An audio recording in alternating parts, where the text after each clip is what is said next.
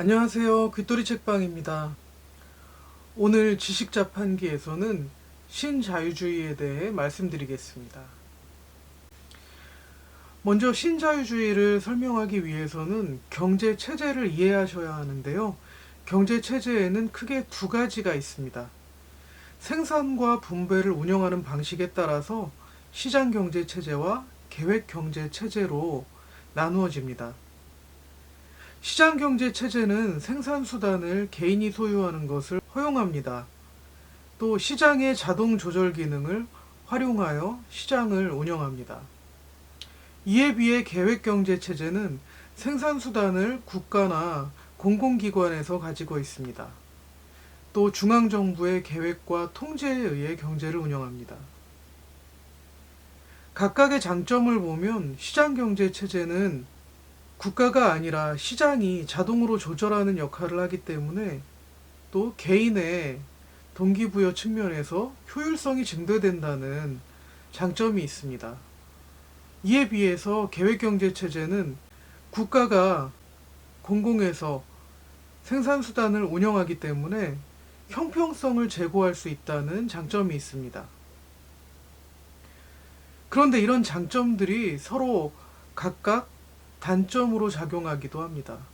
시장경제체제는 개인과 사회에 경제를 맡기다 보니까 지나친 경쟁에 따른 부작용이 발생하기도 합니다. 또 형평성이 저하돼서 부익부 빈익빈 현상, 부의 양극화 현상 같은 것들이 벌어지기도 합니다. 이에 비해 계획경제체제는 경제적 이윤 동기가 적기 때문에 이런 경제의 활력, 즉 역동성이 부족해지게 됩니다. 또 그에 따라 비효율성이 발생하게 됩니다.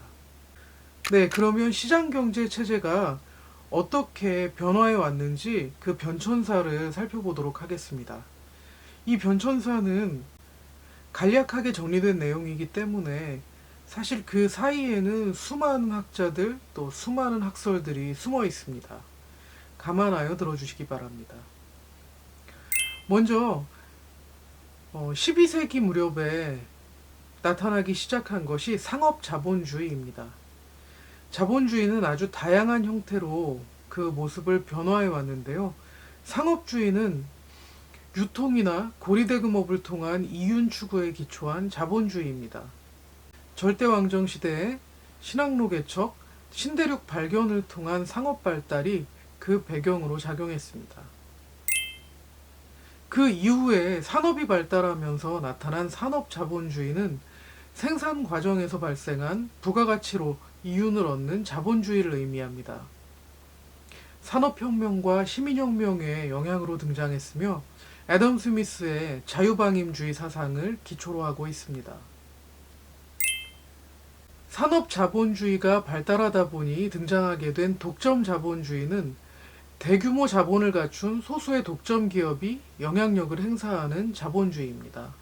독점 자본주의 하에서는 과도한 자본의 집중이 문제가 됩니다. 또 실업 문제가 발생한다는 단점도 있습니다. 독점 자본주의 이후에 나타난 것이 수정 자본주의입니다. 수정 자본주의는 시장 경제를 바탕으로 하면서 계획 경제의 요소가 도입된 자본주의입니다. 앞서 말씀드린 것처럼 자유방임주의에서는 국가의 경제 개입을 최소화하고 계획경제체제에서는 국가나 공공이 경제를 계획하고 운영한다는 특징이 있었는데요. 수정자본주의는 이 두 가지를 절묘하게 섞어놓은 경제체제를 뜻합니다. 수정자본주의는 독점자본주의의 문제점과 세계 대공황 극복을 위해 등장했습니다. 또 뉴딜 정책 실시의 배경이 되기도 했습니다. 이렇게 자본주의는 여러 가지 모습을 바꾸어가면서 등장했는데요. 주요 경제 사상을 세 가지로 압축해서 살펴보도록 하겠습니다. 첫 번째로 자유방임주의입니다. 자유방임주의는 18세기까지 유럽이 관세와 규제, 수입 억제, 보조금, 또 식민지 건설 이런 것들을 통해서 수출을 촉진하고 경제를 발전시키는 정책을 썼습니다. 이런 상황에서 애덤 스미스는 국부론을 통해서 이렇게 정부가 나서서 경제를 활성화시킬 것이 아니라 작은 정부가 되어야 한다고 주장합니다. 경제를 시장에 맡기고 보이지 않는 손에 의해서 자동으로 수요와 공급이 조절되도록 하면 된다고 말합니다.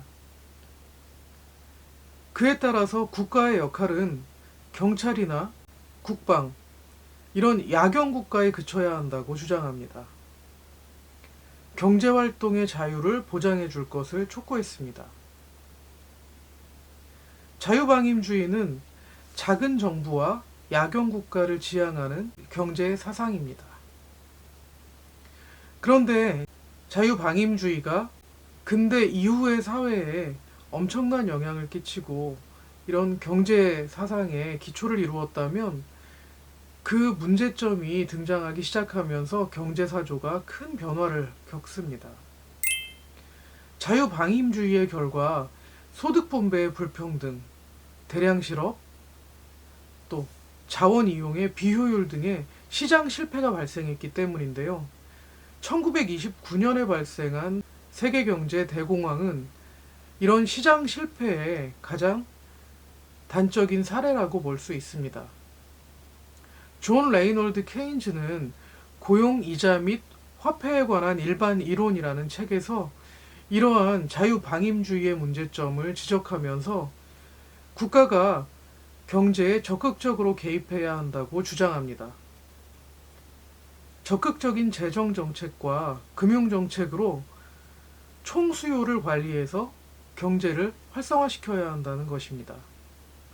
이렇게 케인즈의 수정자본주의는 큰 정부와 복지국가를 지향합니다. 그런데 이런 수정자본주의가 마찬가지로 한계에 부딪히게 됩니다. 수정자본주의에 폐해가 발생하자 이를 비판하면서 신자유주의가 등장하게 되는데요. 신자유주의는 밀턴 프리드먼, 하이에크, 뷰캐넌 같은 학자들에 의해 주창된 이론입니다. 신자유주의가 등장할 무렵 세계는 스탈린주의와 나치즘 같은 집단주의 문제로 신음하고 있었습니다. 또 스태그플레이션이라는 문제, 즉 경기가 침체되어 있는 상태인데도 인플레이션이 발생하는 이중고를 겪게 된 것입니다. 또 정부가 재정 지출을 확대하다 보니 적자에 허덕이는 정부들이 늘어나게 되었습니다. 또한 정부의 무능, 월권 같은 정부 실패가 발생하게 되면서 작은 정부와 큰 시장을 주장하는 이론이 나오게 된 것입니다. 즉, 정부 기구를 축소하고 공기업을 민영화하고 노동을 유연화하는 등 정부의 시장 개입을 최소화해야 한다는 주장이 나오기 시작한 것입니다. 자유무역을 지지하고 세계화를 주장합니다. 지금까지 살펴본 경제 사상, 경제 체제는 단순히 경제만의 문제가 아니라 우리의 삶의 아주 여러 영역에 스며들어 있습니다. 이런 경제 사조는 정치, 사회, 문화, 예술 아주 여러 영역에 영향을 주게 되는데요. 그 신자유주의의 폐해를 지적하는 여러 문학작품들, 그리고 여러 사회단체들, 그리고 신자유주의의 대안을 주장하는 여러 집단들이 있습니다. 그러면 신자유주의가 어떤 폐해를 가지고 있는지 살펴보도록 하겠습니다. 신자유주의의 결과, 국가의 개입을 최소화하고 복지정책을 축소하자는 정책에 따라서 양극화가 심화되고 있습니다. 거대 자본은 계속 그 힘을 불려가고 있지만 기울어진 운동장에서 출발한 이들은 게임에 참여할 기회조차 얻지 못하고 있습니다. 또 실업과 비정규직 문제가 확대되어 가고 있습니다. 노동의 유연화라는 이름으로 비정규직이 많아지고 기업의 여건에 따라서 해고가 용이한 상황이 되면서 실업과 비정규직 문제는, 즉 고용의 질이 하락하고 있습니다. 또 경기 침체가 지속되고 있는 것도 문제입니다. 앞서 신자유주의자들은 경기 침체가 정부의 실패다라고 이야기를 했지만 이런 시장 개입을 최소화하는 상황에서도 경기 침체는 지속되고 있습니다. 또 자본의 독과점화로 거대 자본은 점점 그 힘을 불려가고 있습니다. 리먼 브라더스 사태 같은 빈번한 금융위기도 일어나고 있습니다. 이 외에도 환경의 파괴, 공공재의 부족, 윤리의 타락과 인간성의 황폐화, 인간 소외 현상, 공동체 기능의 약화, 세계화로 인한 다국적 독점 자본을 제어하기가 어렵다는 점 등을 들 수 있습니다. 신자유주의는 이렇게 우리 삶의 여러 영역에 영향을 미치고 있고 그 폐해가 나타나고 있습니다. 지금까지 신자유주의와 여러 경제학설들을 살펴보았습니다. 그런데 모든 경제학설은 당시 경제의 현실이 처한 상황을 바탕으로 심사숙고해서 내린 판단들입니다. 하나의 학설이 모든 시대와 모든 상황에 적용될 수 있는 만능 치트키가 될 수는 없습니다. 따라서 어떤 상황에서 어떤 학설들이 등장했고 그때마다 어떤 처방이 내려졌는지를 생각하면서 이런 경제 학설들을 이해해야 할 것입니다.